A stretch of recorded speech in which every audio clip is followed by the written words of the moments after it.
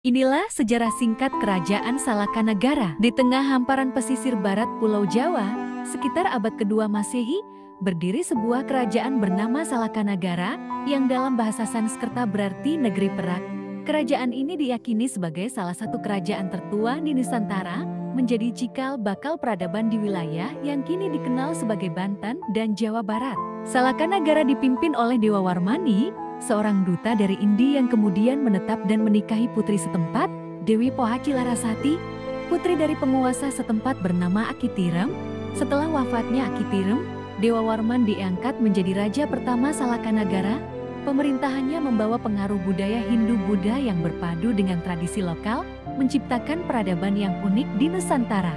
Kerajaan ini berkembang sebagai pusat perdagangan yang ramai, berkat lokasinya yang strategis di jalur perdagangan maritim antara Indi dan Tiongkok.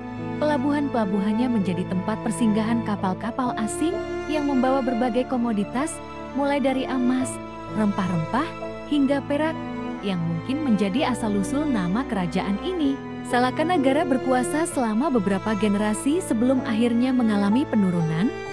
Diperkirakan, pengaruhnya mulai melemah ketika munculnya Kerajaan Tarumanagara yang mengambil alih dominasi di wilayah Jawa bagian barat pada abad keempat Masehi.